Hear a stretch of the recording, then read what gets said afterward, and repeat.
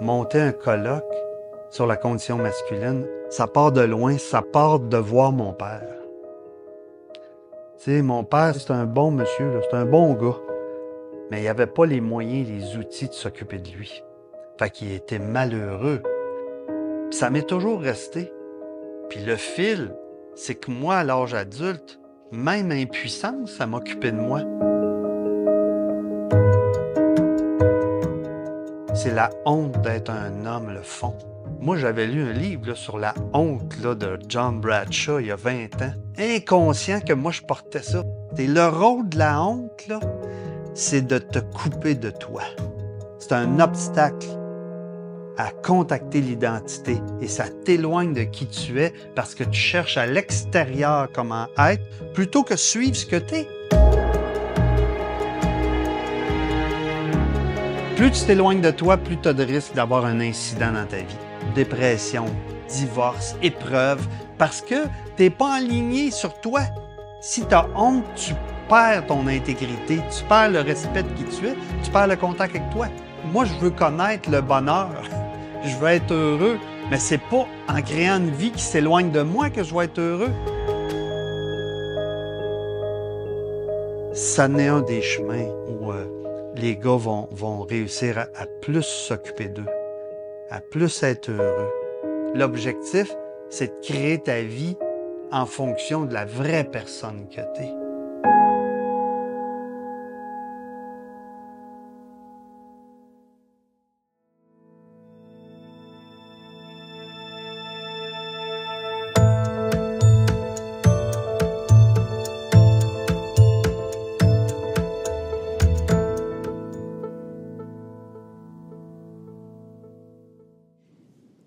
Bon, alors on se retrouve pour cette toute dernière conférence et pas la moindre. On va entendre Yvan Phaneuf au cours de la prochaine heure qui va nous présenter sa conférence autour de la honte et de la dignité humaine et surtout du point de vue de l'homme. Donc, c'est moi qui vais vous le présenter. Yvan, allô. Allô. Comment vas-tu? Je vais commencer par ça. Je vais très bien. Un peu en ébullition d'avoir passé 3 jours à animer, à accueillir, à écouter. Mais là, ça se détend, puis j'ai hâte de commencer, d'en profiter. Bon, je suis contente que tu arrives avec ça, Yvan, parce que c'est vrai que on a pu te voir, nous, l'équipe, mais les participants aussi animés. Quelle présence incroyable pour tout le monde. Donc là, tu vas pouvoir être présent à toi pour partager toute ton expertise dans ta conférence. Je vais prendre le temps de te présenter comme tu as pu le faire avec les autres conférenciers. Mais avant, je vais le dire maintenant, n'hésitez pas à partager vos questions, vos commentaires, pour pouvoir nourrir Yvan aussi dans ce que ça vous inspire de l'entendre. Il a été très généreux pendant tout le colloque, donc je vous encourage vraiment à écrire dans la section questions-réponses. Yvan, alors, tu es impliqué dans le milieu de la condition masculine depuis plus de 30 ans.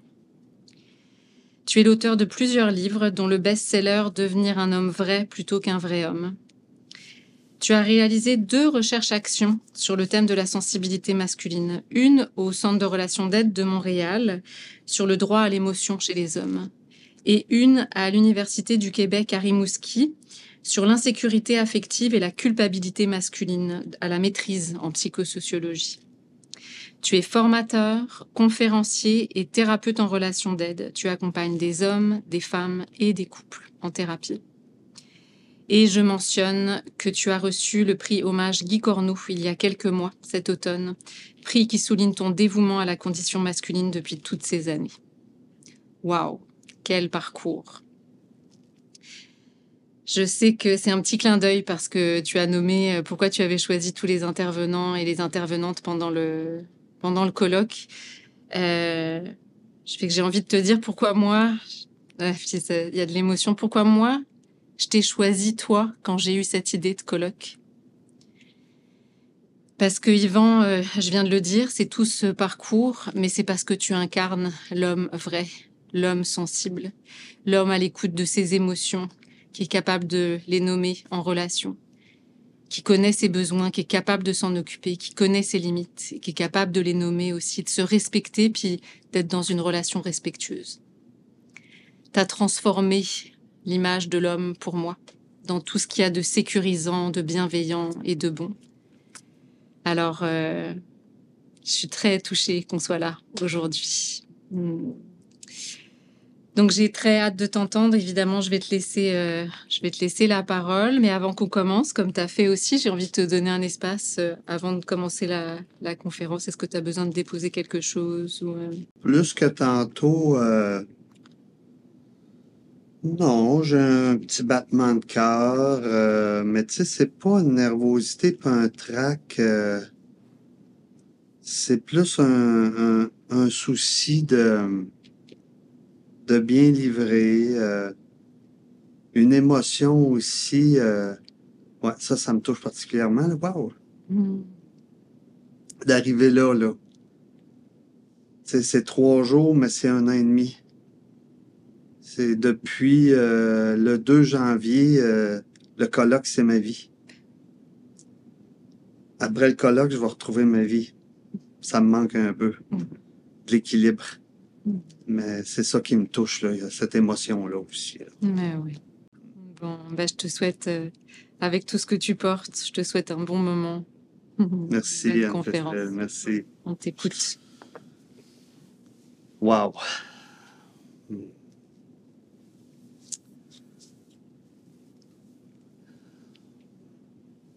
J'ai envie d'en profiter. J'ai envie d'en profiter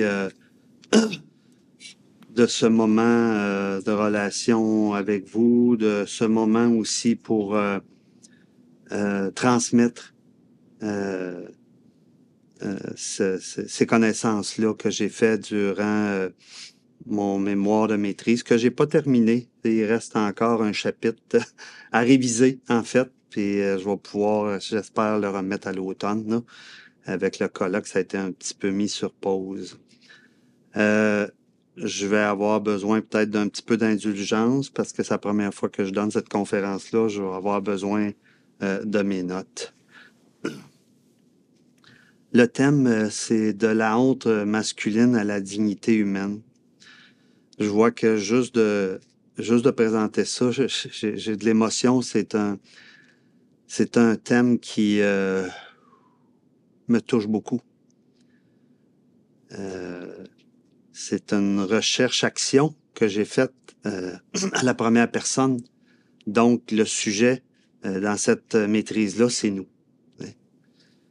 C'est basé sur l'idée que si tu deviens un spécialiste d'une dynamique, d'une problématique personnelle, il y a bien des chances que tu sois pas tout seul sur la planète qui vive ça, puis que ça rejoint d'autres mondes. D'où me vient le thème? Ben, mon cheminement depuis 30 ans, parce que la honte, dans mon cas, puis c'est ce que vous allez voir, c'est un des sentiments les plus durs à contacter. C'est pas parce qu'une personne décide de faire du cheminement qu'elle est capable d'atteindre ce sentiment-là qui est camouflé. Et c'est pour ça que ça a pris tout un cheminement. Pour moi, pour ma part, c'est une émotion contre laquelle je me suis défendu toute ma vie et qui a orienté ma vie. C'est au cours du cheminement universitaire, 3 années de cours plus de l'écriture. Ça a commencé par Anne-Jeanne-Marie Rugira qui nous avait dit au premier cours en première année, vous allez chercher l'écart. L'écart, c'est quoi? C'est ce que tu aimerais que tu sois ta vie et ce qu'elle est réellement. L'écart entre les deux, trouve ça. Trouve ça, deviens spécialiste de ça et tu vas améliorer ta condition de vie et tu vas pouvoir apporter ça à d'autres.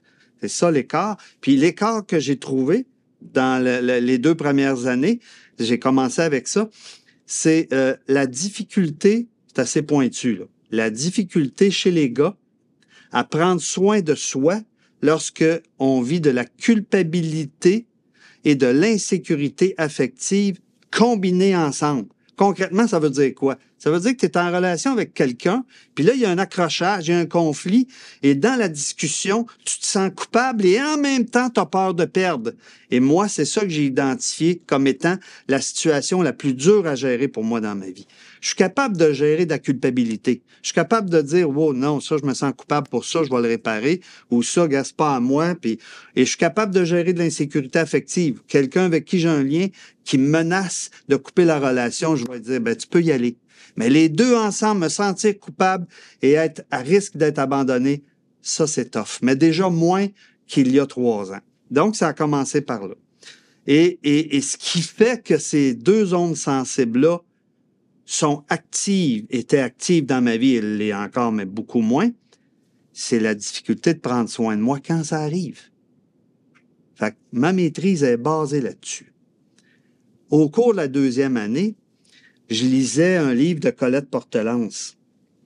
Je crois que c'était Aimer sans perdre sa liberté.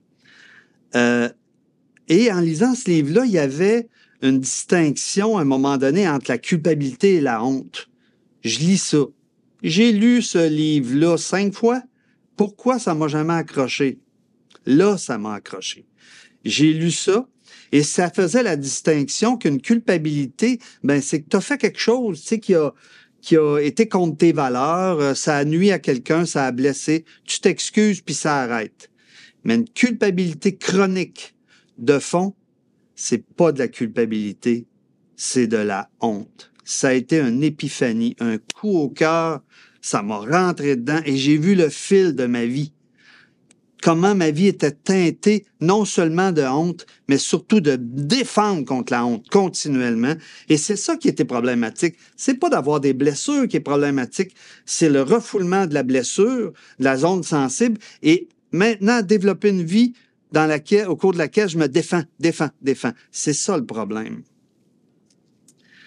Le problème aussi majeur, c'est qu'une fois la honte enfouie, c'est la dignité, et c'est ça qui m'a fait le plus mal, la dignité que moi-même je me suis enlevée, même ça me touche quand je le dis. Le nombre de fois après que je me manquais de respect dans mes relations, et tout ça en défensive de la honte. Fait que c'est de ça que je vais vous parler, et surtout, ma maîtrise est surtout axée là-dessus, le besoin de transformer.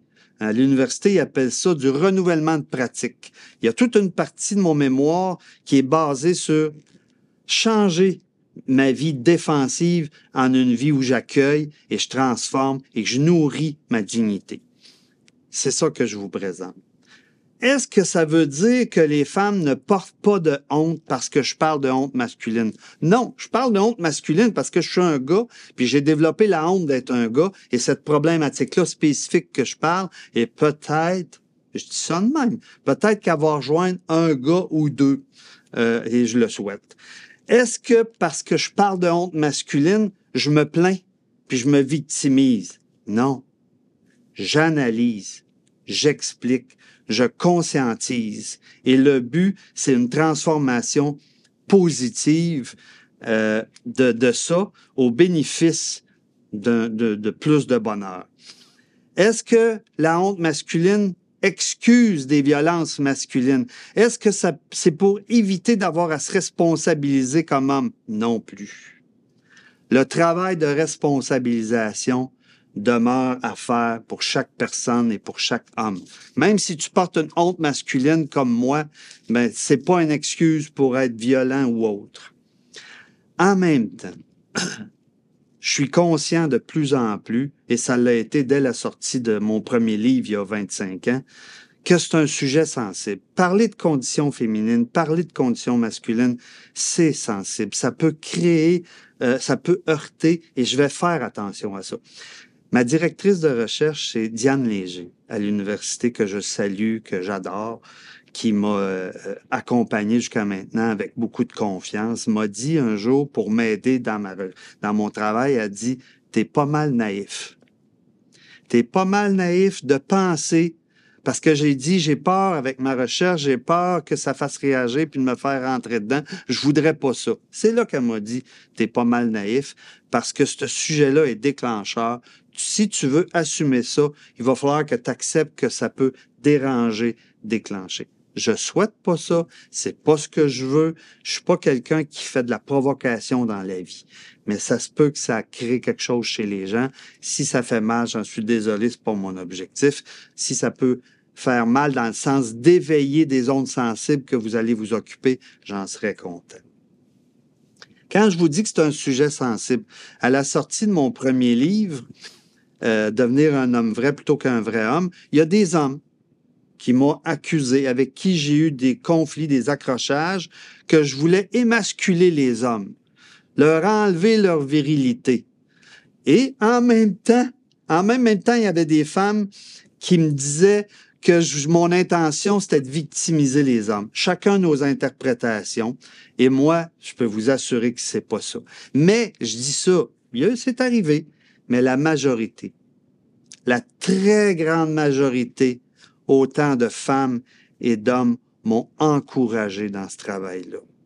La très grande majorité des femmes m'ont exprimé qu'elles ont envie d'entendre les hommes, qu'elles pensent à leurs conjoints, à leurs fils, et qu'elles ont envie que des hommes comme moi parlent de ce qu'on vit dans notre cœur.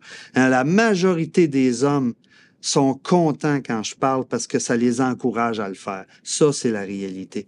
Autant à l'université, j'ai reçu beaucoup, beaucoup d'encouragement. Jeanne-Marie Rugira qui m'a encouragé parce qu'en première année, à un moment donné, j'ai eu peur. J'ai eu peur d'assumer ce que je vais vous parler. Et elle m'a encouragé, elle m'a dit que c'était important. C'était important pour les femmes, c'était important pour les féministes, c'était important pour elles. C'est ce qu'elle m'a dit. Jean-Philippe, qui était aussi un conférencier qui m'a encouragé. Diane Léger, le groupe. Pierre Turcotte, qui était conférencier. Pierre, depuis le début, arrête pas de m'encourager, de me dire comment c'est important. Colette Portelance m'a toujours encouragé, m'a dit que c'était important. Marie Portelance, mes étudiants. Fait que c'est ça la réalité, je voulais tout simplement dire. Mon intention, c'est d'encourager la connaissance de soi chez les gars.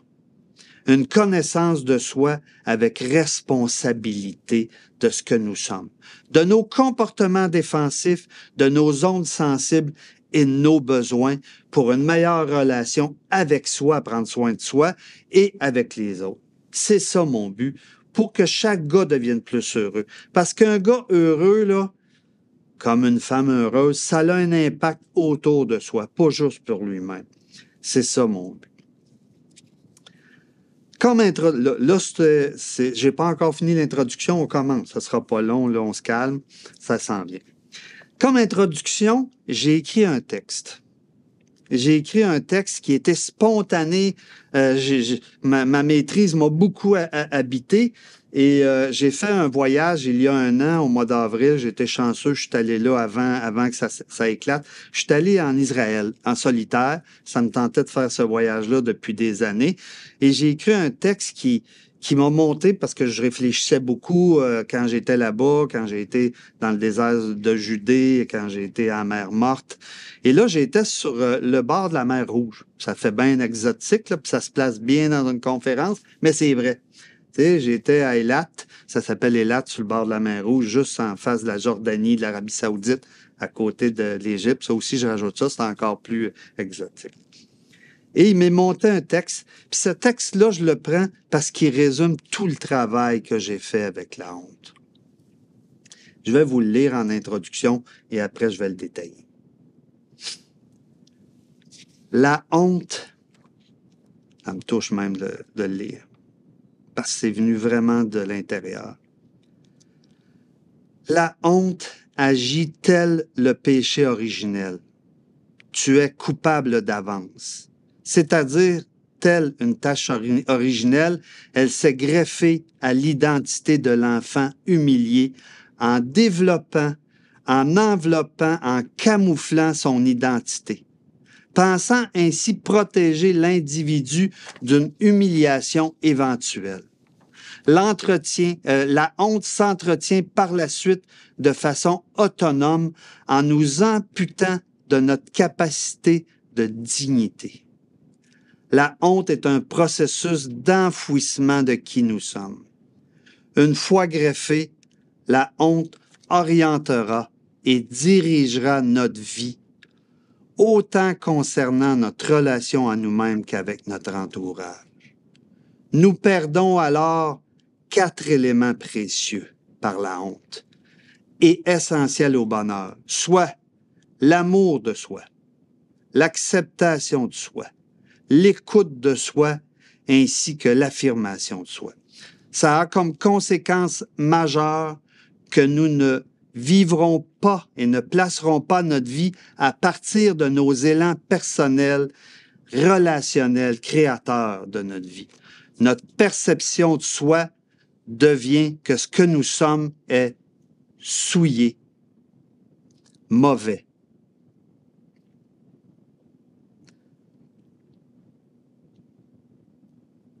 Dégoûtant, méprisable, pas aimable, pas correct et méritant le rejet. Enfin, la honte nous rend excessivement vulnérables, insécures, coupables, honteux de tout ce que nous sommes par la suite. Tel un cercle vicieux, nous sombrons ainsi dans des tourments chroniques, des déprimes régulières, et nous souffrons ainsi alors souvent de pulsions suicidaires. Seuls les antidotes d'amour de soi pourront rendre possible la mutation de la honte masculine en dignité humaine et pourront nous ramener à la vie. C'est le texte que j'ai écrit qui conclut mon travail. Maintenant, je reprends tout ça. Définition de la honte. Selon le dictionnaire Robert, la honte, c'est un déshonneur humiliant. C'est un sentiment pénible d'infériorité, d'humiliation devant autrui.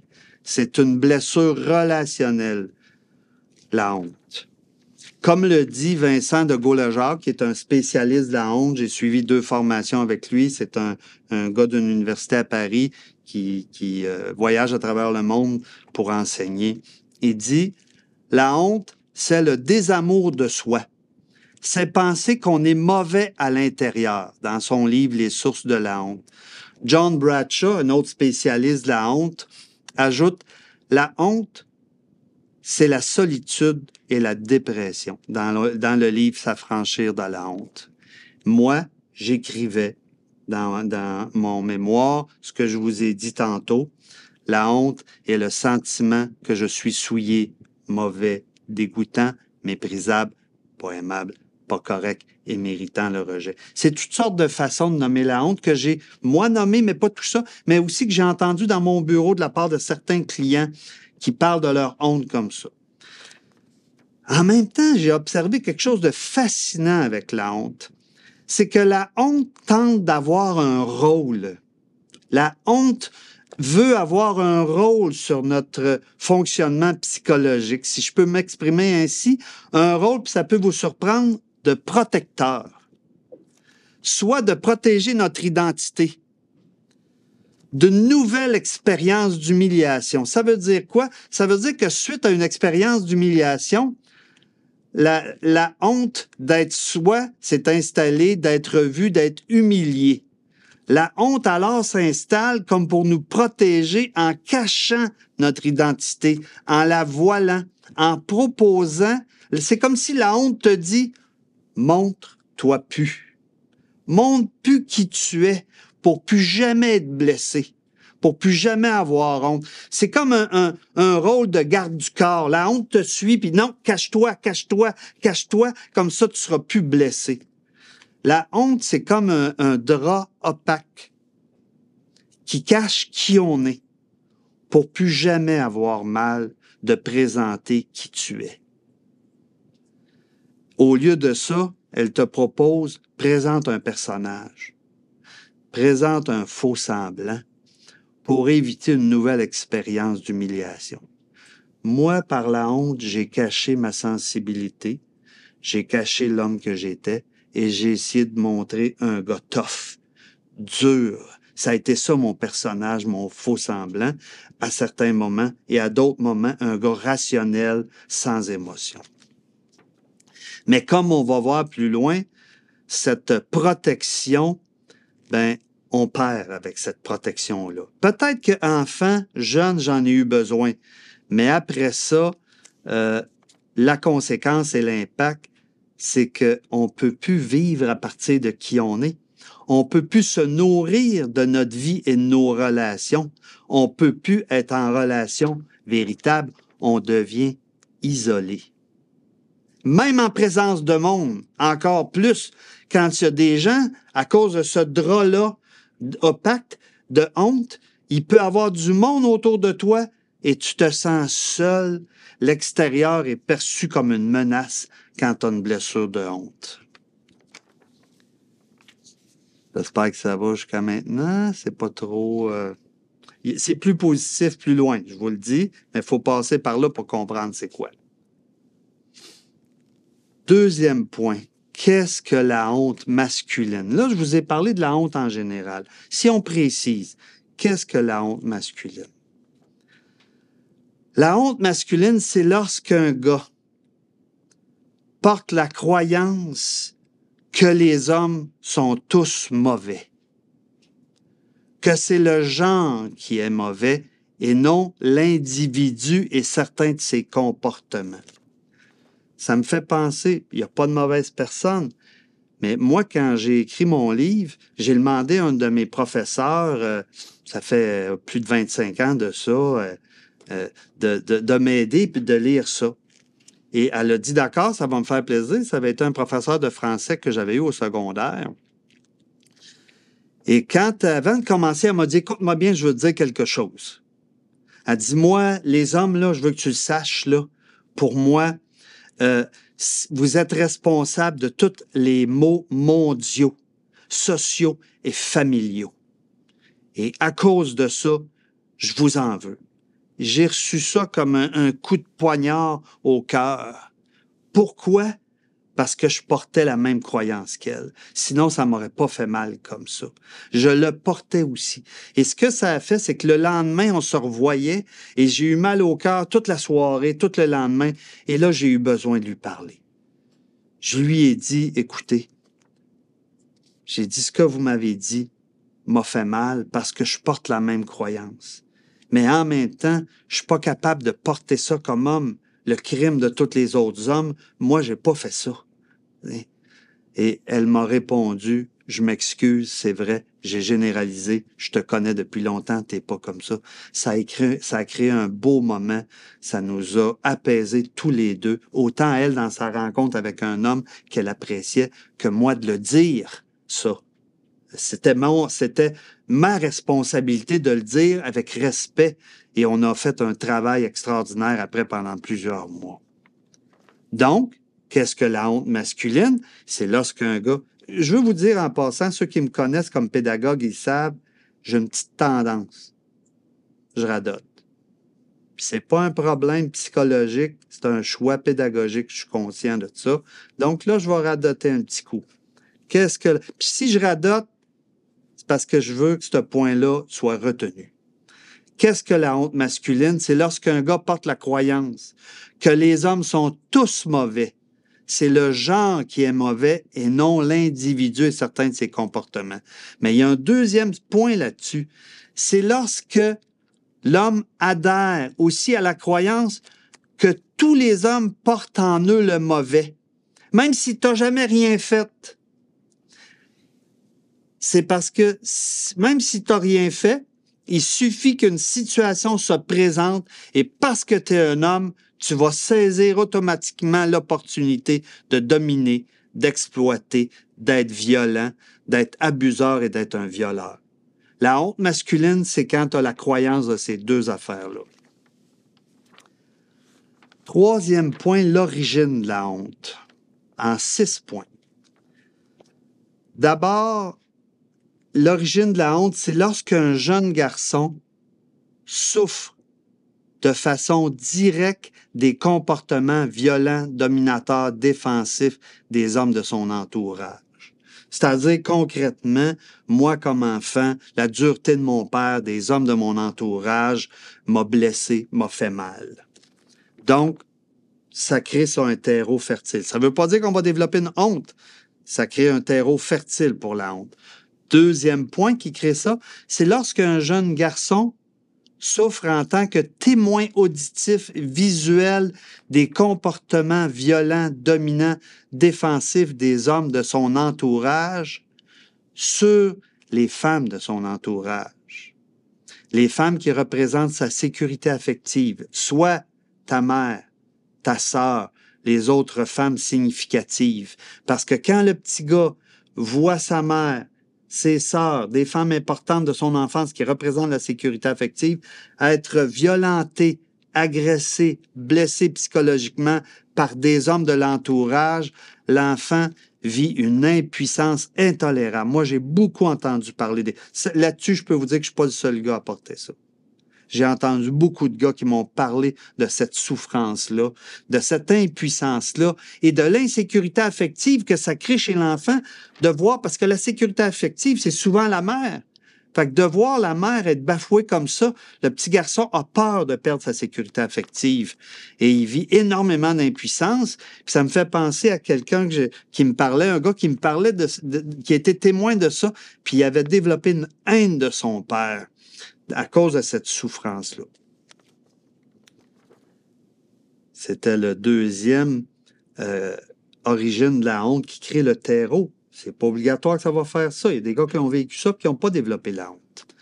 Troisième point d'origine, c'est lorsque le jeune garçon souffre en tant que témoin, encore auditif visuel, des comportements violents, dominants, défensif des hommes de son entourage sur d'autres hommes, représentant des liens significatifs.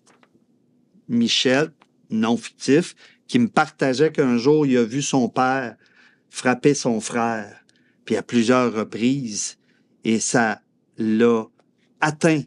Hein? Son image de l'homme qui était protecteur, il a haï son père, ça l'a participé au terreau d'avoir honte d'être comme ça. Quatrième, il y en a des caractéristiques, des points d'origine. Là. Puis chaque point est un terreau, ça ne veut pas dire qu'on le devient. Quatrième point d'origine, c'est lorsque le jeune garçon est exposé à des messages d'une généralisation sur le genre masculin comme étant responsable de tous les maux sociaux mondiaux, familiaux, et que ça reste en lui. Comme la professeure qui m'a aidé, qui portait cette croyance-là, puis qui me l'a dit, ça a rentré parce que je la portais déjà. Terreau fertile, encore une fois. Cinquième point d'origine, c'est lorsque le jeune garçon est exposé par des reportages, des témoignages, des films ou autres sur la violence et les abus des hommes et qu'il fait une association directe généralisant tous les hommes sont comme ça, des abuseurs, des salauds, des violeurs.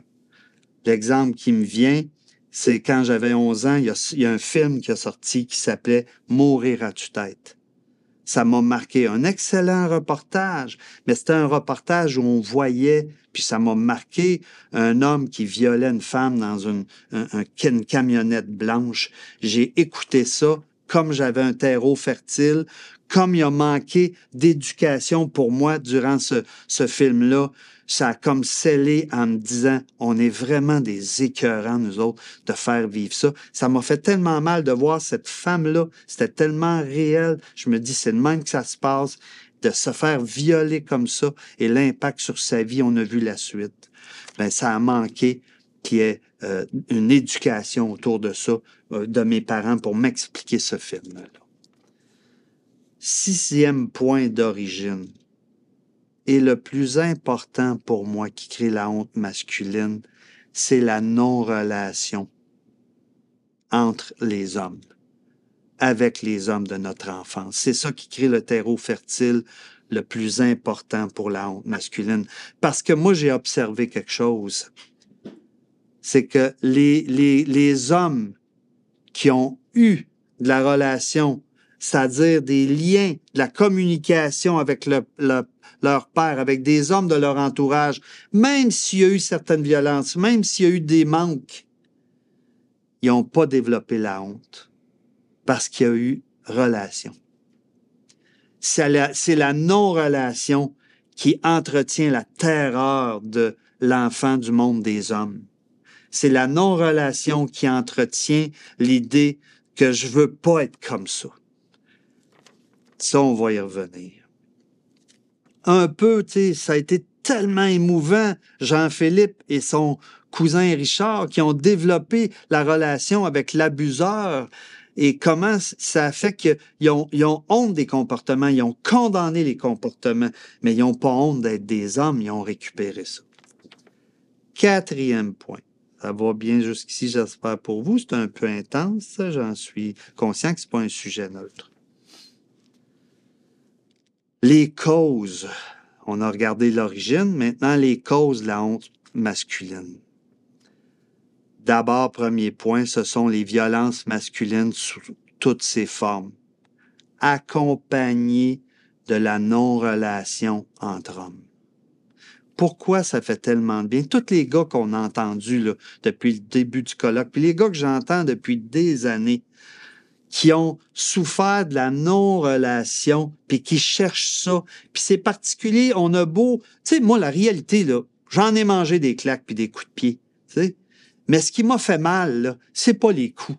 Vraiment pas, je m'en rappelle même pas que ça a fait mal. C'est la non-relation qui m'a fait mal. C'est le sentiment de rejet qui m'a fait mal. C'est l'exclusion qui m'a fait mal. C'est le manque de pas pouvoir parler avec mon père. Moi, j'ai été chanceux, je vais en parler plus tard. J'ai eu un moment avec mon père.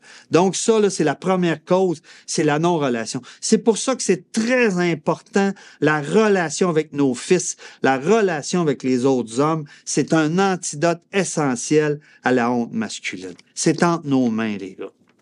Donc, la deuxième cause, c'est lorsque les hommes ont introjecté par la suite la croyance que tous les hommes sont mauvais sans distinction. Ce qui fait que surtout, il en fait partie du mauvais genre, donc il est mauvais. Ça fait cette association, ça. Là. Dans les deux cas, ça enclenche un processus d'antimodèle. C'est-à-dire que l'enfant se développe en voulant pas être plutôt qu'en voulant être. Guy Corneau en parle dans son livre « Père manquant, fils manqué ». Il appelle ça l'identification en négatif. Ça, c'est un trouble de développement de la personnalité. C'est-à-dire que tu cherches pas à être toi, tu cherches à pas être quelque chose que tu veux pas ressembler. Fait que tu vas te fuir parce que, mon pauvre toi, j'ai une mauvaise nouvelle. Tu veux pas être comme ton père. C'était impossible dans le développement humain que tu n'aies pas développé des choses qui sont comme lui. Ça veut pas dire que tu es comme lui. Tu as un travail de distinction de que tu peux avoir des parties qui ressemblent à ton père, mais tu n'es pas ton père. Et ça demande d'arriver à discerner ça. Mais si tu passes ta vie à vouloir pas être comme ton père, tu vas passer ta vie au lieu d'être toi, à essayer de pas être quelqu'un d'autre. Et ça, ben, ça fragilise l'identité parce que tu vas te débattre avec toi toute ta vie. Et ça nous rend alors vulnérables. Une fois que tu rejettes qu'est-ce que t'es parce que tu as peur d'être quelqu'un d'autre puis de lui ressembler, ben, ça te rend vulnérable au masque. Ce que j'ai développé dans mon premier livre. Comme moi, j'ai passé ma vie à pas vouloir être mon père, à avoir honte d'être un homme. J'ai rejeté ce que j'étais, le bébé avec l'eau du bain, mais quand il a été la période de socialisation à l'adolescence, là, il fallait que je sois quelqu'un, moi, là. T'sais? Fait que j'ai regardé autour de moi, puis j'ai voulu, pour me protéger de la violence des hommes, devenir un tough. À 12 ans, je me suis mis à m'entraîner au poids et haltères. Moi, je me battais un nombre incalculable de fois à l'école. C'était tous les dimanches soirs, j'avais mal au cœur de retourner à l'école parce que je savais encore que j'allais me battre. C'est paradoxal. J'ai voulu être un tough, un dur à m'entraîner, à jouer au football, à faire du karaté, à me battre pour éviter la violence masculine. Ben, comme tout mécanisme de défense, tu t'attires le contraire, je me suis retrouvé dans la violence plus souvent qu'autrement. Conclusion de ce bout-là que je veux résumer, la cause principale qui maintient la honte masculine, c'est la non-relation entre les hommes. C'est pas autre chose. Même s'il y a eu des manquements et des violences. La non-relation avec le père surtout. C'est pour ça qu'il y a tant d'hommes, même beaucoup de femmes, qui recherchent la relation avec le père. Le cri qu'on lance au père, puis c'est pas de votre faute, les gars, mais c'est de briser cette transmission-là du silence. Parlez avec vos enfants.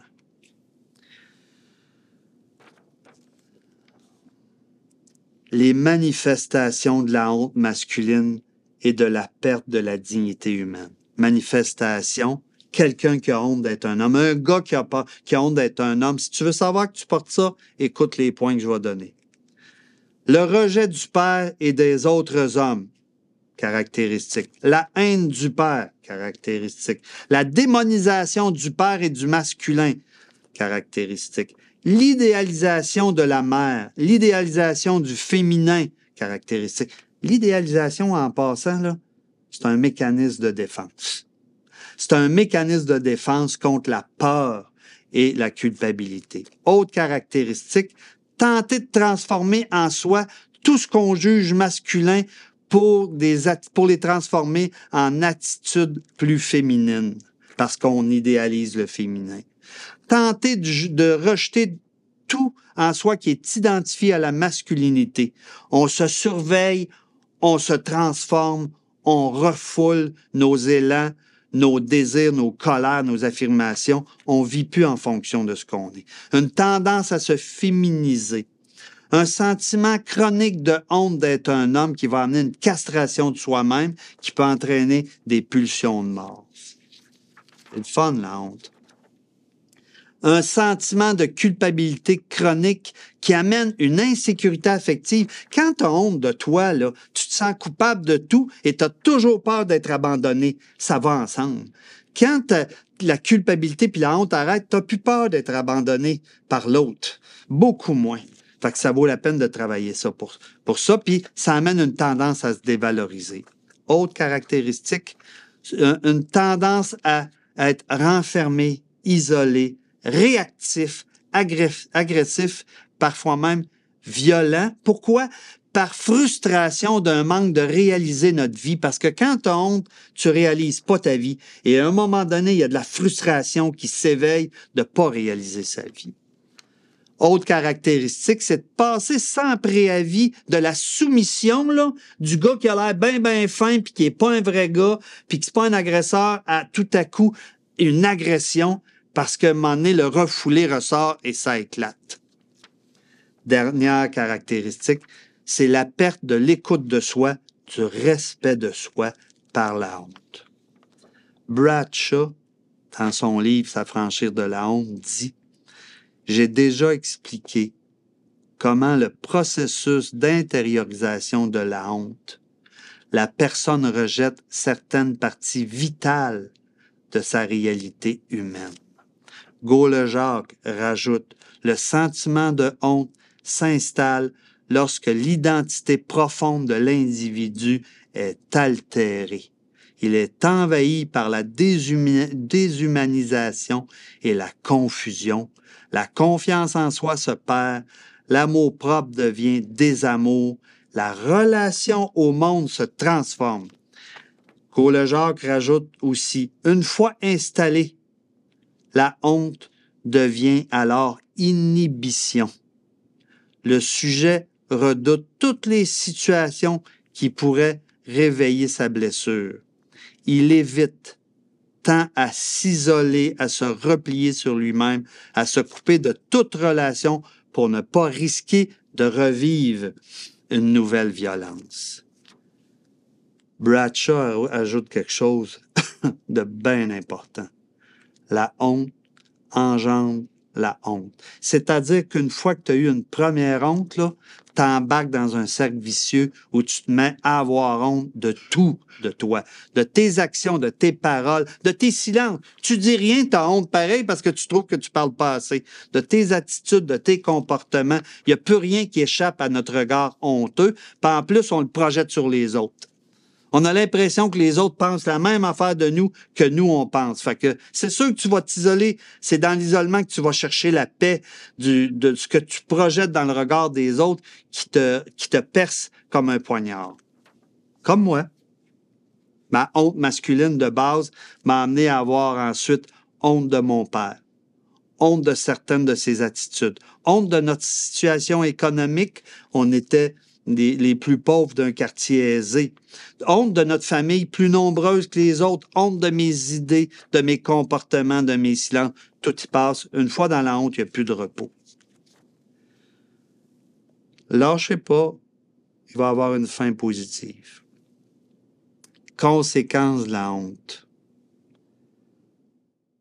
Conséquence de la honte, c'est que le jeune garçon, pour tenter de trouver la paix, une fois cette honte-là, pour fuir et se détacher de la culpabilité, le jeune garçon va se faire un pacte avec lui-même. Quand il voit son père, quand il voit les hommes dans leurs actions violentes et qu'il n'y a pas de relation, il se dit, ce pacte-là, moi, quand je vais être grand, je ne serai pas comme ça, je ne serai pas un homme, je ne serai pas comme mon père, je ne ferai pas partie de ce genre. Il va s'ensuivre un rejet du masculin et malgré tout, il va porter cette culpabilité-là qui va faire par un effet de refoulement qui va participer à le rendre soit agressif, violent, à avoir des décharges émotives à cause du refoulé qui va s'imposer. Et ça va le ramener, comme tout mécanisme de défense, à ce qu'il veut fuir, à sa culpabilité masculine. Tu peux être 6 mois, 1 an, le gars doux, docile, tu refoules, à un moment donné, c'est pas tolérable. Tu vas te fâcher, tu vas pogner un air, tu vas agir, tu vas aller boire, tu vas aller consommer. Qu'est-ce que tu vas vivre après? La honte. Tu t'en échappes pas par les défensives. Conséquence importante, l'impossibilité d'écouter ce que tu ressens quand tu as honte, d'écouter tes besoins, d'écouter tes limites, de te respecter, de t'affirmer de façon constructive et non défensive.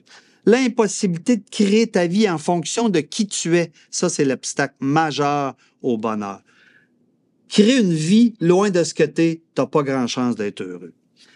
Autre conséquence, travestir ton identité pour une identité qui n'est pas la tienne par le rejet.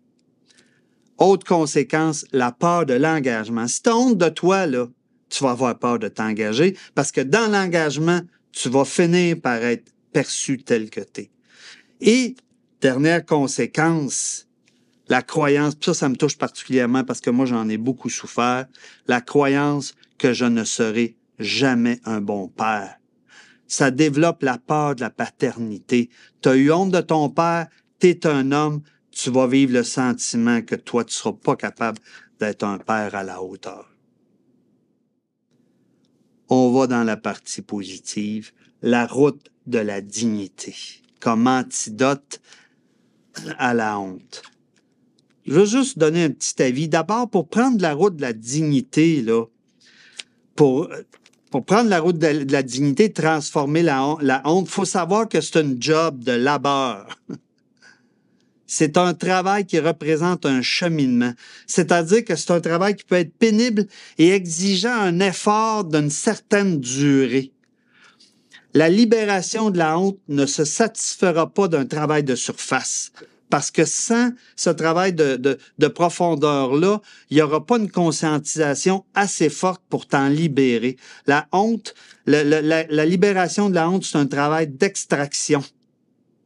Fascinant, Moi, j'ai découvert ça dans ma maîtrise. À un moment donné, on me disait, mes amis, mes confrères, consoeurs me disaient, ben oui, mais Yvan, tu as refoulé. C'est pas du refoulement, c'est de l'enfouissement, la honte, parce que c'est connecté dans le profond de l'identité. C'est pas juste, j'ai de la peine, je pleure pas. La honte, elle s'en va se loger. C'est un travail d'extraction. C'est pour ça que c'est une plus grosse job. Puis moi, j'avais dit ça au monde en étant attentif à moi.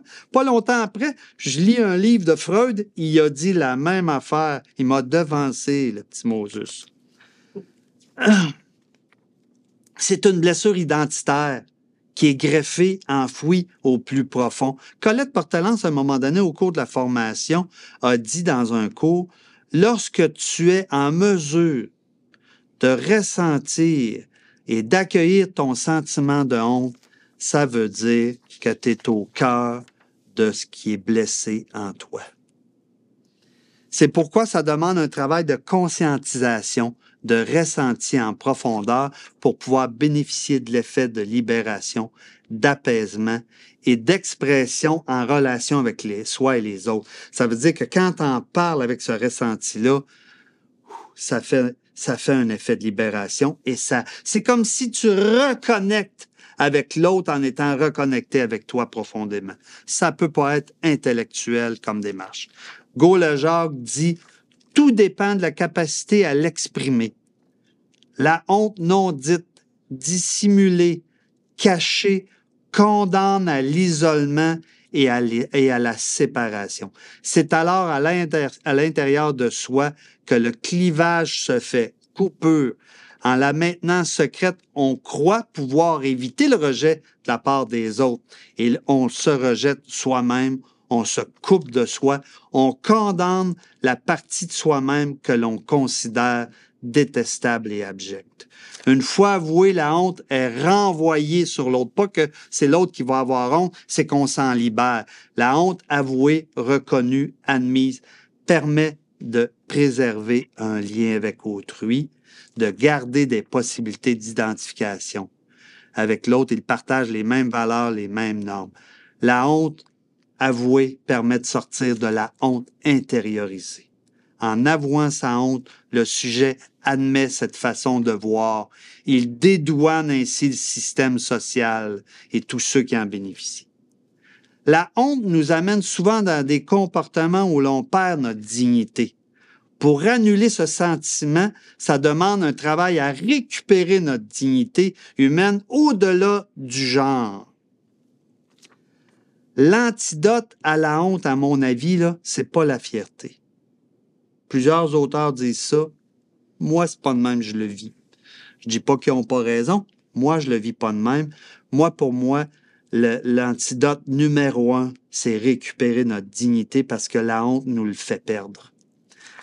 Qu'est-ce que le dictionnaire Larousse dit de la dignité? C'est le respect que mérite quelqu'un ou quelque chose. Moi, j'ajoute le respect surtout que l'on se donne. Synonyme, honorabilité, respectabilité, et j'ajoute que l'on se donne. Contraire, abaissement, avilissement, déchéance que l'on se fait subir. Attitude, le dictionnaire ajoute attitude empreinte de réserve, de gravité, inspirée de noblesse par des sentiments et par le désir de respectabilité pour définir la dignité. Sentiment que quelqu'un a de la valeur à nos propres yeux surtout et que l'on se donne. Synonyme, élévation, grandeur, noblesse que l'on se donne. Contraire, abjectation, bassesse, indignité que l'on se fait subir. Comment récupérer la dignité? Ça, c'est interesting. Par l'écoute de soi que l'on récupère et se donne. Par ses limites et ses besoins que l'on se donne. Par le respect de soi que l'on se donne. Par la valeur que l'on s'accorde. C'est comme ça qu'on récupère la dignité. Si j'avais le temps, là, je reprendrais ces 4 points-là, je vous les relirais lentement pour que ça reste. L'amour de soi, vous pouvez retourner sur l'enregistrement puis le réécouter au moins 5-6 fois, sinon 10 fois. L'amour de soi en tant qu'antidote, c'est-à-dire que c'est changer le drap opaque que je vous ai parlé au début de la honte, qui nous entoure et nous isole en un drap transparent d'amour de soi, qui se dépose sur soi, qui nous relie à soi et aux autres, qui nous isole pas. La dignité, c'est l'écoute de soi. La dignité, c'est la connaissance de soi. La dignité, c'est la pratique de l'acceptation de soi et de l'amour de soi. Moi, ce que je dis toujours, l'expression aux étudiants dans mes groupes, c'est l'amour de soi puis l'acceptation, là, c'est comme saupoudrer le regard sur soi à chaque jour. À chaque fois que tu parles de toi en mal, rajoute. Ça te prend un petit sac de poudre d'acceptation, là, puis tu mets ça sur toi. Comme dans les boules, là, dans le temps des fêtes, là, que tu brasses, puis ça descend. Ça, fais ça à tous les jours. Voici en quoi ça consiste. Bradshaw rajoute, passant d'une pratique honteuse à une pratique digne. Comme j'ai un passé lourdement marqué par la honte, Bradshaw, notre ami, je dois travailler dur pour m'accepter complètement. Une totale acceptation de soi implique notamment que nous intégrions nos émotions, nos besoins, nos désirs paralysés par la honte. La plupart des êtres foncièrement mortifiés éprouvent de la honte lorsqu'ils ont besoin, lorsqu'ils sont en colère, tristes, effrayés, gais, lorsqu'ils s'affirment ou ressentent du désir sexuel. Ils se sont coupés de ces parties essentielles d'eux-mêmes. La pratique de l'affirmation, c'est la pratique de la dignité, c'est l'affirmation de soi. Qu'est-ce qui favorise la dignité? Se créer et adhérer à un lieu, à un groupe d'appartenance. Je fais un choix conscient de me lier à des gens qui nourrissent ma valeur. Au CRAM, au Centre de relations d'aide. Pourquoi je suis encore là après 35 ans? Parce que c'est un groupe qui m'apporte de la valeur, qui est un antidote à la honte. Ça m'apporte la dignité. Mon groupe à l'UQAR aussi. Gaulle-Jacques rajoute, la honte naît dans une relation. Elle ne peut disparaître que dans une relation. L'individu humilié a besoin de retrouver un collectif capable de lui donner et réassurer lorsqu'il est dépossédé de lui-même. 4. Je vais un petit peu vite parce qu'il reste 5 minutes. 4. Ce qui favorise la dignité. Créer sa vie pour qu'elle me ressemble. C'est-à-dire apprendre à écouter tous les élans identitaires, personnels, relationnels qui viennent de l'intérieur dans la relation à soi. Et ça montre de toi, tu as le goût de quelque chose, discerne si c'est vraiment ça part de la bonne place. Fais-le. Des exemples. J'ai fait une maîtrise à 55 ans, c'était un élan. Je suis allé sauter en parachute, c'était un élan. J'ai le goût de parler à certaines personnes, c'est des élans. Je le fais, je voulais aller en Israël en solitaire. Je l'ai fait. Ce colloque-là, Anne-Cécile me l'a proposé, mais c'est venu chercher un élan. Je l'ai fait. Parce que plus tu suis tes élans, plus tu déjoues la honte, parce que tu solidifies ton identité et tu la sors du drap opaque. Assumer son identité, sa masculinité. Moi, comme le dit Martin Léon, j'aime être un homme. C'est pas intellectuel. Quelqu'un me demande intellectuellement, c'est quoi être un homme? Je le sais pas intellectuellement, mais je sais une chose, quand je me regarde, quand je me vois, quand je m'écoute, quand je marche, j'aime me sentir un homme. Faire la paix avec l'antimodèle. C'est fascinant. Nous autres, on est 7 enfants chez nous. Quand on parle de notre enfance, là, on dirait qu'on n'est pas né dans la même famille. Pourquoi? À cause de la subjectivité de comment notre sensibilité a retenu les souvenirs. La subjectivité, l'antidote, c'est l'objectivité. Redeviens objectif, cesse de démoniser l'antimodèle, c'est-à-dire ton père. Moi, j'ai été chanceux, je dis ça brièvement. J'ai eu 5 heures de discussion avec mon père. Je sais pas pourquoi il a accepté, il refusait toujours.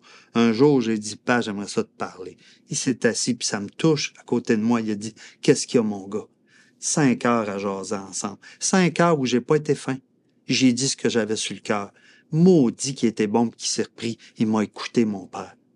Il s'est excusé pour des affaires. Il m'a expliqué pourquoi il a fait certaines choses. J'ai eu contact. C'est pour ça que ça prend la relation avec l'humain chez mon père. Et ça m'a apaisé, tellement apaisé, j'ai arrêté de le démoniser et j'ai pu recommencer à croire que l'homme est bon. C'est ça que ça m'a fait et que ça a fait du bien. Faire la paix aussi avec le modèle idéalisé. Tu sais, je vous disais, l'idéalisation, c'est un mécanisme de défense. Idéaliser la mère, le féminin, ça participe à rejeter l'homme que t'es. Combien de fois j'ai entendu des hommes me dire qu'ils idéalisaient leur mère enfant, puis ça a fait quoi en vieillissant? Ils se sont mis à leur en vouloir, puis à la détester à cause qu'ils ont appris à connaître, à voir leurs défauts qu'ils voyaient pas. Tu sais, Colette Portelance, elle disait, moi, j'aime pas ça être idéalisé. Parce que quand t'es idéalisé, là, il reste juste une possibilité, c'est de décevoir. Puis quand tu déçois, ben, tu descends de ton socle. Elle m'a dit, ah, c'est pas le fun. Donc, redevenir objectif. On fait ça, ce travail-là, au CRAM en 2e année, voir nos parents de façon objective et cesser d'être dans le subjectif. Autre antidote, identifier et choisir des nouveaux modèles masculins qui correspondent à mes valeurs, qui m'aident à être en paix, qui m'aident à construire mon identité masculine. François Lavigne, exemple, le conjoint de Colette Portelance. Quand je l'ai rencontré la première fois, il donnait un cours. Il est rentré dans le cours, je l'ai haï tout de suite comme j'haïssais tous les hommes. Puis moi, quand j'haïssais un homme, je cherchais à le blesser, à le planter ou à le battre. Fait que quand il est arrivé, j'ai attendu mon moment, j'y rentré dedans. Ben, tout ce qu'il m'a répondu, il a dit, Yvan, ça fait mal ce que tu me dis. Ça m'a bouleversé. Je m'attendais à un affrontement. Il m'a dit, ça fait mal, je peux pas accepter ça. Regarde tes affaires parce que ce que tu décris, c'est pas moi. Ça a été la relation. Cet homme-là m'a aidé à transformer ma vision des hommes. Et j'adore François. J'adore cet homme-là. C'est un homme de cœur. Il m'a aidé à aimer les hommes. Dernier point d'antidote. Et l'antidote numéro 1. Sortir de la non-relation. Développer des aptitudes relationnelles. Créer des liens. Pas pour être un gars fin, puis pas pour les autres. Pour toi. Comme homme, tu veux pas avoir honte de toi? Ben, sors du silence masculin. Crée des liens avec les autres. Développe. Pourquoi? Gaulle-Jacques l'a dit. La honte, c'est une blessure relationnelle. Dans l'isolement comme sont les hommes, tu gardes ta honte. Crée des liens, tu sors de la honte. C'est un automatisme. Là-dessus, je veux finir en disant, ça me touche beaucoup. Ma fille m'a aidé à transformer ça parce que moi, je voulais pas d'enfant parce que j'avais peur. J'étais convaincu que je serais pas un bon père. Puis même encore aujourd'hui, tout ce que je me souviens, c'est ce que j'ai fait de pas correct. Puis Dalia, elle, de quoi elle se rappelle? Puis qu'elle me rappelle toujours, c'est toutes les fois où j'étais en relation avec elle. Elle me dit, voyons, papa, t'avais fait ça, mais t'es venu me voir, après tu t'es excusé, t'as parlé. Ça me fait tellement de bien. Ça m'a aidé. Je voulais pas d'avoir d'enfants parce que j'avais pas confiance en moi. Ça a été un choc, mais ça a été un des plus gros apports dans ma vie d'avoir ma fille avec qui je suis tellement proche. La discussion avec mon père, la discussion avec François Lavigne, la discussion avec un de mes frères à un moment donné. Pendant 10 ans, j'ai plus vu ma famille. Mon frère m'a dit, Yvan, viens donc. Ça me manque que tu te vois. Moi, je veux te voir, tu sais. Puis il a dit, moi, j'aime pas ça, la chicane. Wow, ça a été une fille à l'université, à un moment donné, avec qui c'était plus tendu.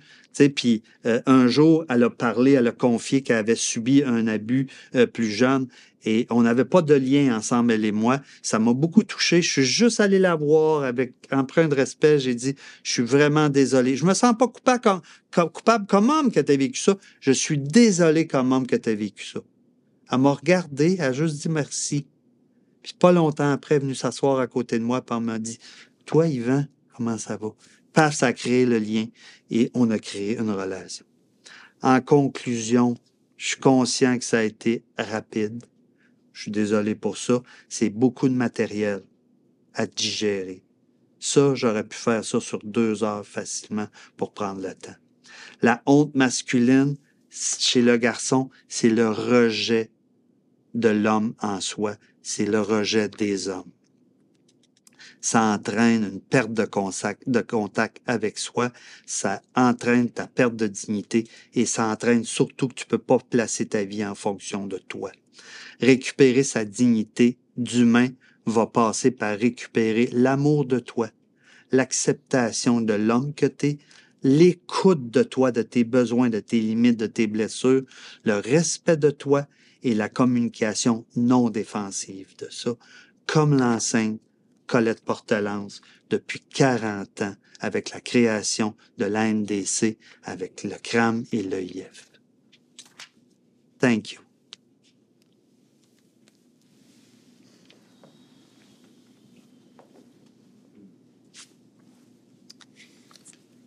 Ok. Yvan. Et j'ai pas beaucoup de mots. J'ai pas beaucoup de mots. J'ai retrouvé le Yvan que j'ai connu il y a plusieurs années. En fait, j'ai envie de te demander comment tu te sens en terminant. C'est ça que j'ai envie de te demander.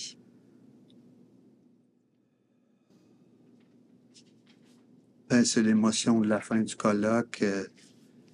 C'est l'émotion aussi d'avoir déposé tout ça avec les gens. L'émotion d'avoir montré ce que je connais, ma spécialité au niveau de la condition masculine, le contentement de ça, puis le plaisir de partager ça en souhaitant que ça aide des gars, des femmes et des relations. Mais... entre hommes-femmes, puis entre hommes, puis entre père et enfant. Comme ça, je suis. Mission accomplie, Yvan. Merci tellement pour ce que tu viens de nous offrir.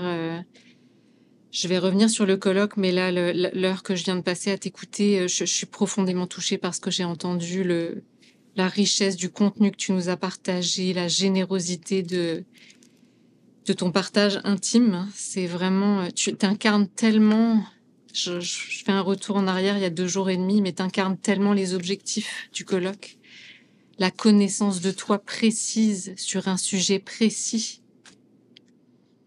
Je veux te dire que je reste profondément sensible à ce que j'ai entendu dans ce que tu as pu connaître de la honte. Merci, je le reçois. Ouais. Je le savais pas avec autant de détails, fait que j'ai été vraiment très peinée, en fait, d'entendre par où t'étais passée. Puis, merci pour donner cette voix. Tu l'as donné, ta voix masculine, Yvan, en partageant tout ça. Et la roche, elle est jetée, là, puis ça fait des vagues, vraiment, parce qu'avec cette conférence, tu nous donnes des pistes pour sortir de la honte, pour revenir à la dignité. Je suis tellement contente que tu aies enlevé ce drap opaque pour nous donner accès à toi et pour nous permettre de profiter de ta contribution à une meilleure humanité, en fait. C'est grand ce que tu offres, Yvan, vraiment. Merci. Merci. J'en aurais pour 1 heure à te reconnaître. Je vais essayer de synthétiser, mais tu es un grand pédagogue aussi. Vraiment, j'adore ça t'entendre. C'est vraiment... Merci d'avoir préparé tout ça. Je vais juste regarder ce que j'avais à te dire. Ça résume. Il y a juste une petite chose que j'ai envie de te dire. Merci pour ta conférence. Mais merci pour cette richesse de contenu qu'on a vécu pendant 2 jours et demi. Je connais mieux les hommes. Je connais mieux les hommes. Je viens de vivre 20 heures. Ça a été une formation pour moi, là, pour la femme que je suis. C'est extraordinaire. Je me sens vraiment mieux outillée. Puis je vais aller acheter des livres des conférenciers qu'on a rencontrés. En fait, on va monter une maison d'édition, Yvan, parce qu'il y a plein de livres Non, qu'on veut non, publier. non, Une autre non, idée! non. Mais il y a des gens que tu as invités là, il y a du contenu Ouais. vraiment. Je pense vraiment à Pascal Bergeron avec ce plaidoyer de Oui. la sensibilité, Jean-Philippe Gaultier, son cousin, sur un sujet très délicat. En tout cas, j'espère qu'il va y avoir une suite. J'en suis sûre, de toute façon, d'une manière ou d'une autre qu'on ne connaît pas encore, mais vraiment merci. Merci. Et donc, je vais enchaîner en m'adressant aux participantes et aux participants. J'entends les mouchoirs de l'équipe en arrière toucher. Je vais y venir à l'équipe aussi. Mais donc, c'est important de dire des merci. Donc, on arrive vraiment dans la conclusion de cet événement. On a vécu une grande aventure pendant 2 jours et demi, là, vraiment en direct. Pour les personnes qui nous ont suivis, merci d'avoir été là. Ça nous a... Je vais commencer par ça, tiens. Merci d'avoir été là. On a reçu vos commentaires, vos questions. Il y a eu plein de messages qui sont rentrés à droite, à gauche. On s'est partagé ça sur la page Facebook. Merci d'avoir été tellement nombreux à vous inscrire. Et on sait que c'est pas fini parce que ça va faire des vagues. Parlez-en autour de vous. C'est disponible pendant 1 an, tout ce contenu. Donc, allez sur la page Nouvelle Voix Masculine, inscrivez-vous. Vraiment, c'est important. C'est ça que j'ai envie de dire. Alors, merci pour votre présence et pour tout votre support dans ce projet. Je veux remercier évidemment nos partenaires. Je vais prendre le temps de les citer parce que ça a été vraiment précieux. Vous en avez entendu parler plusieurs fois pendant la fin de semaine. On veut vraiment remercier le Centre de relations d'aide de Montréal. On veut remercier Colette Portelance d'avoir créé cette approche qui a vraiment contribué à transformer nos vies pour plusieurs d'entre nous. Yvan et moi, on a fait la formation de Colette et on est très honorés que le CRAM nous ait soutenus dans cette aventure, vraiment. Alors, on veut leur redonner une place, on veut leur donner vraiment de la lumière parce que c'est une école qui transforme des vies. L'idée, elle a germé ici, dans cette salle, et vraiment, merci pour votre support dans toute cette aventure. Merci. Je vais les citer, on n'est pas obligé de les afficher. Donc, merci à Homme Québec, merci à Des Hommes qui changent, à Mankind Project, merci à l'AETRA, à la CITRAC, merci au Centre Saint-Pierre également, donc d'avoir diffusé le colloque autour de vous. On est vraiment reconnaissant de ça. Vous avez contribué à toutes ces inscriptions qui vont permettre d'amasser un montant d'argent substantiel. Vous pouvez faire le calcul, là, 450 inscriptions, puis c'est pas terminé avec les montants. On va pouvoir reverser ça à l'organisme Autonomie, qui vient en aide à des hommes en difficulté. Donc, c'est une cause importante. Yvan va vous en reparler un petit peu après aussi, mais merci pour cette contribution qui va faire un changement concret dans la vie de plusieurs hommes. Je veux remercier, je suis vraiment plein d'émotions. Je veux remercier notre équipe. Oh mon Dieu, que ça a été du plaisir, du professionnalisme, de la compétence, de l'engagement. Alors, ça fait 1 an et demi, mais là, ça fait quelques jours qu'on est dans une espèce de bulle vraiment incroyable. Donc, je vais les citer parce que vraiment, donc à toute l'équipe audio, visuelle, merci à Pietro et Benoît de leur dévouement. C'est exceptionnel ce qu'ils nous ont fait. Et c'est des hommes en plus géniaux, tellement sympathiques et sensibles et drôles. En tout cas, merci beaucoup. Puis merci à Kathleen et Normand aussi qui se sont occupés de tout le lien avec les conférenciers, les conférencières et votre support à chaque fois là dans des petits détails. Fait que vraiment, on a une équipe incroyable pour mener ce beau projet là. Donc, merci. Et c'est pas fini. C'est pas fini.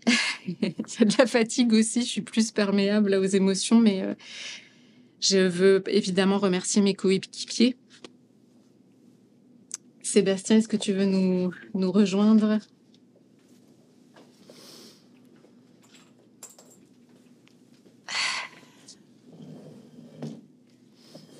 Sébastien. Ouais. Sébastien, moi, j'ai juste un waouh. J'ai juste un waouh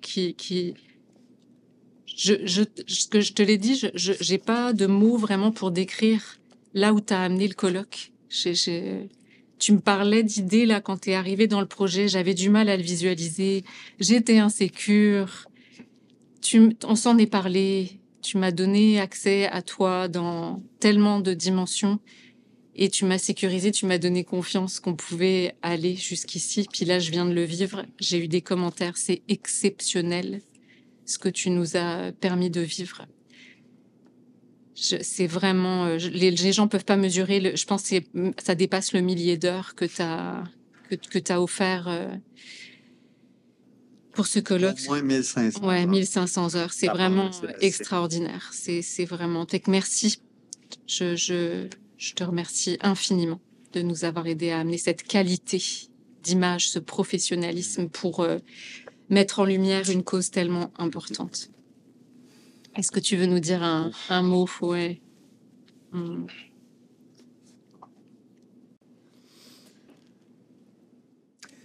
Ben, première des choses, je suis très touché par la conférence d'Yvan sur la honte. Je la porte, cette honte-là. Ouais. Puis, mais ce que je retiens qui est beau là-dedans, c'est que, tu sais, Yvan, tu parlais que l'antidote, c'est les élans identitaires, tu sais. Ce projet, pour moi, s'inscrit dans un élan du cœur. C'est une façon de contribuer avec qui je suis dans ma sensibilité, de joindre ma voix à la tienne, à celle d'Yvan, pour encourager les hommes à développer une relation d'amour avec leur sensibilité. Ça vaut vraiment la peine de faire ce chemin-là. Et moi, c'est ça que j'ai obtenu de ce projet-là. Je suis content de la réalisation, tu sais. Mais est-ce que j'ai vraiment retiré la valeur profonde d'une valeur relationnelle? D'avoir travaillé avec des coéquipiers aussi ouverts, conciliants, sensibles, accueillants. Puis moi, je l'ai dit au départ, ce projet-là ne peut pas exister si à la base, on n'est pas ce qu'on est en train de prôner. Et j'ai cette grande fierté-là d'avoir été au sein d'une équipe qui a été elle-même ce projet dans nos relations. Alors, pour ça, à vous deux, merci. Ça va rester impayé dans mon cœur pour longtemps. Fait que c'est ça que j'avais à vous dire. Je souhaite que ce colloque rayonne. Une roche dans l'eau, Yvan, tu sais. Puis je pense que c'est juste un début. C'est ça qui est là pour moi. Fait que merci profondément à vous deux. Merci. Merci, Sébastien. Merci. Crise de roche.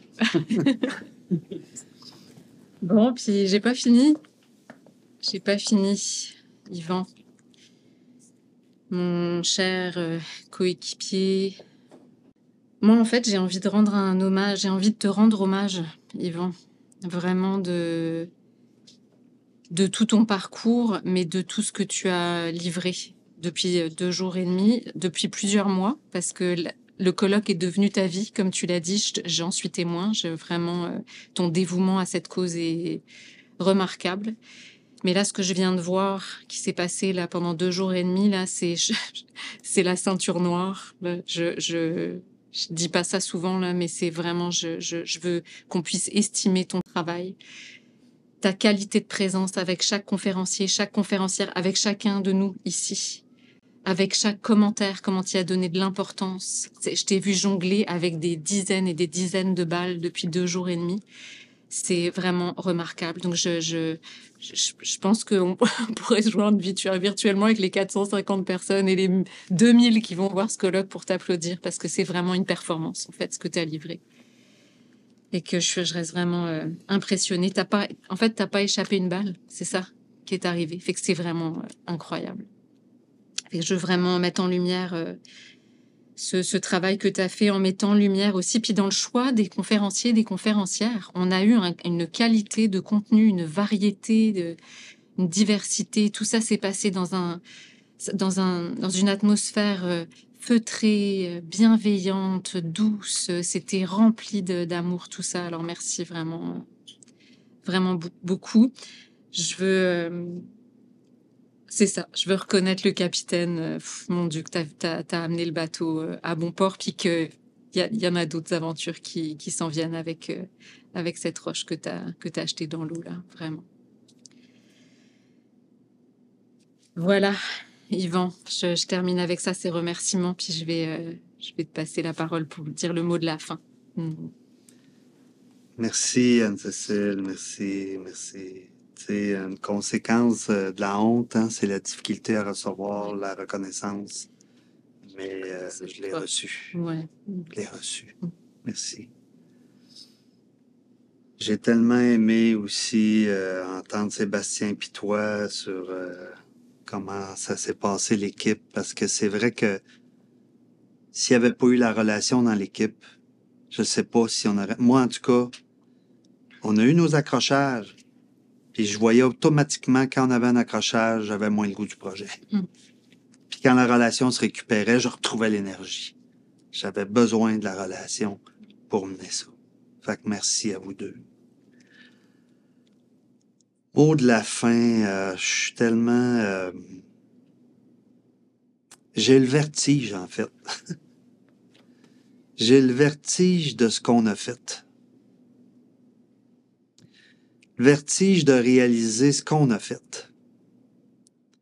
Vertige de voir la qualité qui a été faite.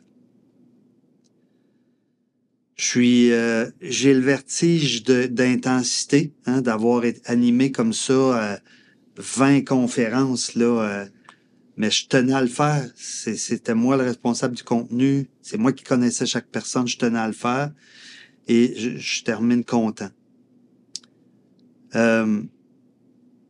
C'est sûr que, tu sais, je l'ai dit, Sébastien, comment tu nous as menés loin. Anne-Cécile, comment t'as pas juste décollé. C'est comme si une balle qui se promenait à un moment donné. Puis quand moi puis Sébastien, pris dans nos affaires, toi, tu repognais la balle puis tu nous amenais plus loin. Merci. Je veux juste rapidement renommer les conférenciers. Sacha Genet-Dufault. Tous des spécialistes, ça, là. Michel Doré, Pierre Turcotte, Maxwell Soard, Normand Faubert, Jeanne-Marie Rugira, Claude Parizeau.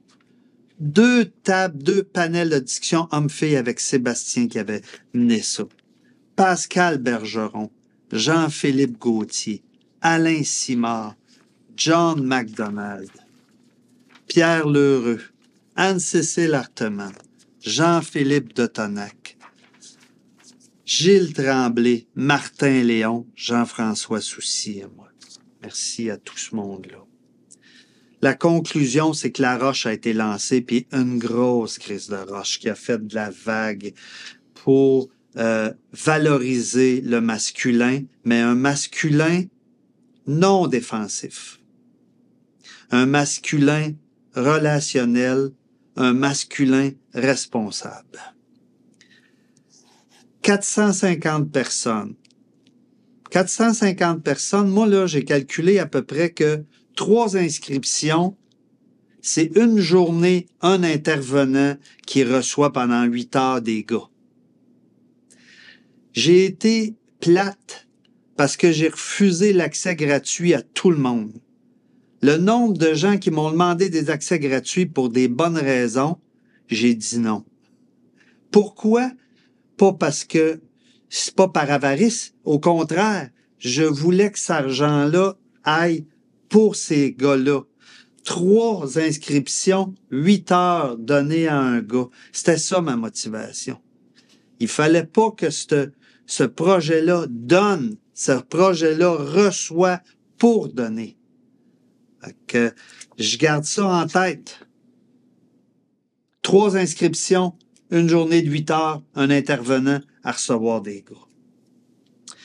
Je veux aussi dire qu'il y a le regroupement provincial en santé des hommes du Québec, 110 organismes qui font un colloque au mois de mai aussi.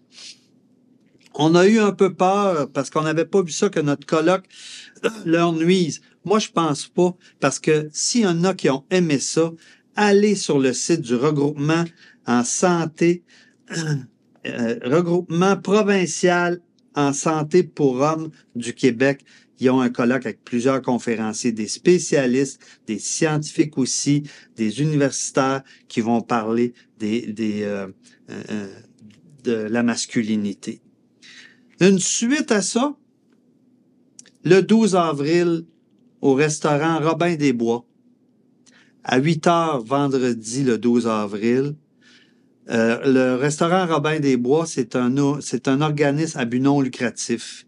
Ici, dans le parc La Fontaine, Martin Léon et moi, on va discuter entre gars et on va se poser des questions tous les deux devant le public, puis on va répondre live. Martin connaît pas les questions que je vais lui poser, puis moi, je connais pas les questions qu'ils vont me poser. Puis à la fin de la soirée, on va proposer aux gens de nous poser des questions sur la condition masculine. 1er juin, à Sutton, à la maison Reliance, je vais animer un atelier de 5 heures pour hommes. Je vais être là avec Sébastien. Si Sébastien, ça y tente toujours. Puis, la dernière semaine de septembre 2025 et la première semaine d'octobre, 2 semaines de temps, Compostelle pour hommes. 8 jours de marche sur Compostelle. On marche le matin, puis l'après-midi, on a des ateliers pour hommes. Il y a ça comme suite. Ceux qui veulent aussi, il y a les 4 vidéos que Sébastien et moi, on a fait sur la condition masculine. Vous les avez sur YouTube. Il va y avoir d'autres suites, mais pour l'instant, il y a celle-là. Moi, j'ai le projet de donner des conférences pour les organismes pour hommes, si jamais il y en a qui veulent m'inviter, pour les aider au niveau du financement, si jamais ça peut attirer du monde, puis qu'ils puissent faire des sous avec ça, j'aimerais ça. J'ai plus l'objectif de donner beaucoup de conférences dans ma vie, mais pour ça, je veux le faire. Je veux terminer, je répéterai pas tout ce que Anne-Cécile a dit comme remerciement. Je veux terminer, moi, en remerciant Colette Portelance. Colette Portelance a créé une œuvre magistrale il y a 40 ans. Des milliers de personnes au Québec, en Europe. Elle en a lancé une méchante roche. Et nous, on fait partie des vagues de cette roche-là. Merci, Madame Portelance. Elle a écrit au-dessus de 15 livres, ceux qui veulent en apprendre sur l'approche non directive, créatrice, autant les hommes que les femmes, et les hommes qui cherchent de la connaissance de soi, ces livres servent à ça. Il y a un film sur YouTube. Et il y a un film sur YouTube sur Colette Portelance. Merci, j'espère que vous avez apprécié, je suis convaincu que ça vous a apporté une connaissance de l'homme avec plus de sensibilité, autant comme homme et comme femme aussi. J'aimerais que vous en parliez encore autour de vous. Moi, là, je voulais 2000 inscriptions. Ben, il en manque 1550. On a 1 an pour les atteindre. Merci et à une prochaine.